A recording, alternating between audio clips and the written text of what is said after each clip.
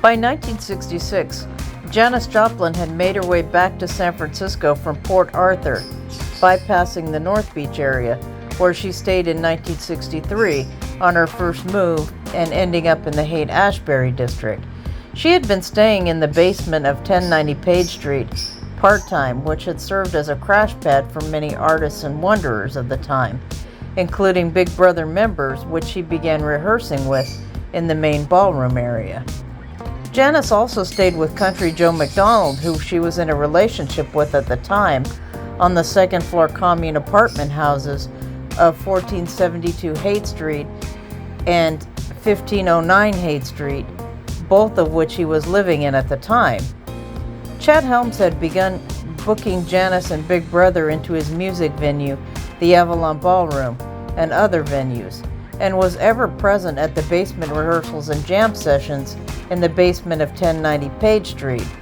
Fresh off of her gigs at the once gas station nightclub Threadgills in Austin, Texas, Janis began to adapt her voice to sing rock with Big Brother, and this was not an easy task. Early attempts would end up in her overreaching her tone instead of singing. Janis began to refine her voice as well as her style, slowly through the first 6 months with Big Brother. After seeing Otis Redding at the Fillmore West in October of 1966, Janis began to conceptualize her voice and stage presence. With the help of Nancy Gurley, who was the quintessential hippie chick of their family group, Janis would begin to refine her style and begin to wear boas and bracelets, and would start to embrace her sexuality as she began to dress more provocatively. It was clear that Big Brother became a vessel for Janis to grow into herself. It was already apparent that Janis would be the focus of talent in Big Brother, as evidenced by audiences beginning to chant her name before nearly every performance, even in the early days with Big Brother.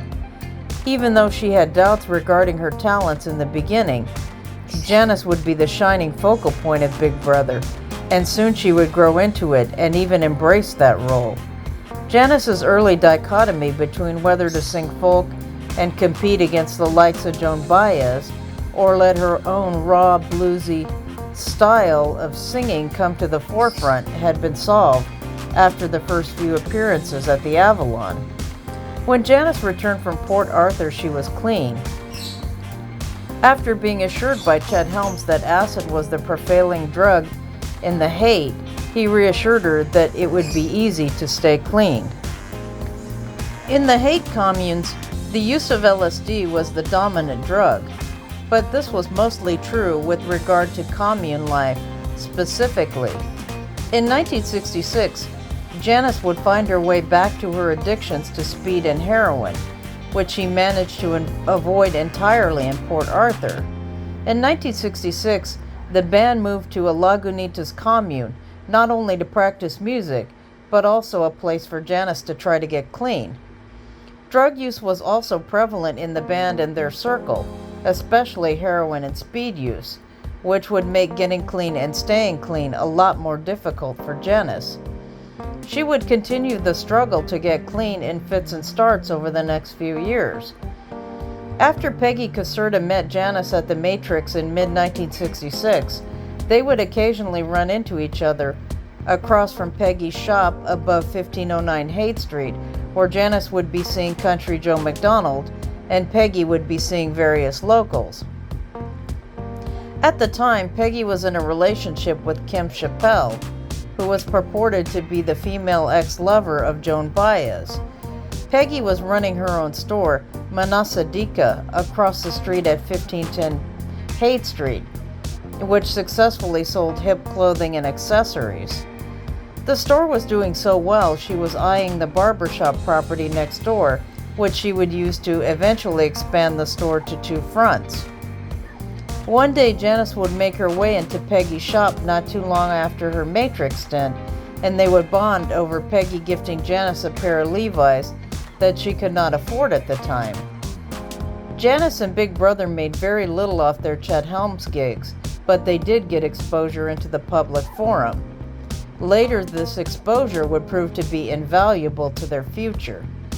Janis began to drop into Peggy's store, visiting her regularly. Their acknowledgement of attraction for each other began to heat up after the Monterey Pop Festival. Janis would continue to date men, and Peggy would continue a relationship with Kim Chappelle that had become abusive, largely over her obvious reciprocal attraction to Janis and her numerous infidelities. At some point, Peggy would start making excuses about buying ventures out of town in order to see Janis. At one such time at the Chelsea Hotel in New York, Janis and Peggy became intimate, which led to a deepening of their friendship. Fresh off their record contract with Columbia and Clive Davis, Janis and Big Brother began recording their second album, Cheap Thrills, in New York in 1967. After the Monterey Pop Festival, it was clear that the band was about Janis, at least to the media anyway. Everyone wanted to get to Janis, which left Big Brother in backup band status mode. This continued to add fuel tension to the band. There were also tensions with the record producer, John Simon, who had highlighted issues with Big Brother's playing ability. They did not have the musicianship to carry an artist like Janis. That was obvious to Columbia and Janis.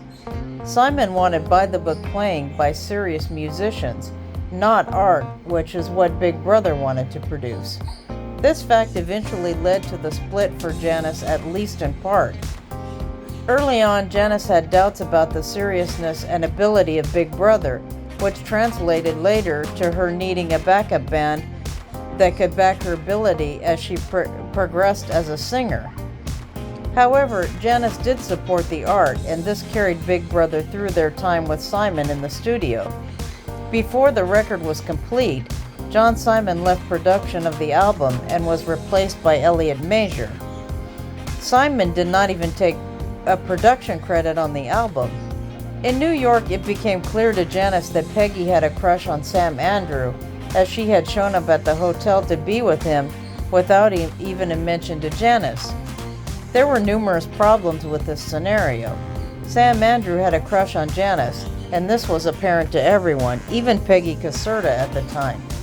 By the time the band had finished recording, Peggy was staying with Janis, even though she continued to pursue Sam Andrew. Janis's feeling for Sam could be best described as a good friendship. Janis knew Sam's history with women, which could also have had an effect on the potential for anything more between them. Sam ended up being the only band member to join Janis after she left Big Brother. After New York, Janis and Peggy continued to see each other on occasion, mostly at Peggy's store and her Stetson Beach home. As Peggy's relationship with Kim began to deteriorate, Janis's newfound fame brought an opportunity for many lovers, which she pursued intently at the time. In December of 1968, Janis broke from Big Brother after playing the family dog benefit in San Francisco. She confided in Sam Andrew earlier in the year that she believed Big Brother could not progress with her as her career began to move forward. She also took Sam Andrew with her to her new band Squeeze. Janis's drug use, especially heroin, had been an issue most all times during her life in San Francisco. Her relationship with Peggy heightened her use when they began to shoot together. By all accounts, seeing each other seemed like a good thing if not for this fact. It is clear that Janis began using long before she met Peggy, but it highlights the destructive aspect of relationships that involve drugs. Peggy notes that her life took a disastrous turn not long after she began using heroin. Their relationship from then on became centered around their mutual addiction. A few months into 1968, Janis moved from 122 Lion Street, taking Linda Gravenites with her to her new apartment at 892 Noe Street for a few months before her ultimate move to Larkspur in the North Bay. Peggy had a relationship of sorts with famed lawyer Terrence Hallinan, who was a huge Janis fan. After taking Hallinan to meet Janis and Peggy, who was quite addicted at this point, resolved to shoot up before the night moved on, asking Hallinan if he would like to join them. Upon accepting, and hoping there might be more to the meeting with both women, Janis shot him up with a strong dose that made him fall out quickly and dangerously. Hallinan was out for an hour or so, but made it out intact, luckily for him. Columbia stayed with Janis after the split with Big Brother, and so did Albert Grossman. By this time, Janis was with Squeeze, which included Sam Andrew. Grossman was getting Janis booked all over the USA at top billing market rates. Her income had increased tenfold after her split from Big Brother. Squeeze, however, ended up being only slightly better than Big Brother and would also have the same ending. Most of 1968 and 1969 saw Janis on the road with her new backup band, Cosmic Blues. Janis and Peggy would meet up many times during this time as a result of Peggy still pursuing Sam Andrew, but they would also hook up at other times as well. Janis and Peggy continued their heroin use, even amping it up. Janis OD'd many times in 1968 and was brought back by roommates and friends who knew what to do nearly all of these times, and at least one time involved a shot of naloxone or Narcan. She had spoken many times about life coming back to her when she left the stage and not knowing how to cope with the loneliness. Not long before Woodstock, Janis fired Sam Andrew on the guise that her performance in the new band Cosmic Blues was not up to par. It was about the drug use with Janis, but had nothing to do with the band. Sam Andrew had been stealing from Janis's heroin stash for months. She knew it and did not say anything about it for a while, pretending not to notice, but all the while seething over it. Sam saw this as the ultimate betrayal. The Woodstock Music Festival turned out to be larger than the Monterey Pop Festival could have ever imagined. It was a 3-day event on a rural New York farm that will go down in history as the biggest outdoor music event in our history. Albert Grossman was able to book Janis for the second-day performances. Since the firing of Sam Andrew, Albert had been hoping to try to keep Janis clean and as close as he could whenever possible, knowing her addiction issues. And this time she was staying in his summer home in upstate New York, not far from the event. She had also proclaimed that she would not perform if Peggy was not there. With strife in Peggy's life now being evident, and the incidents of multiple affairs, a heroin addiction, and Kim's drinking brewed a toxic mess in Peggy's home. Peggy made her exit for the Chelsea Hotel to facilitate a drive up to Woodstock to see Janis, but not without a cursory beating from Kim. After indulging in heroin use at the Chelsea, Peggy made her way to Woodstock. Not anticipating the traffic, she would be stuck in for hours and would not make it on time.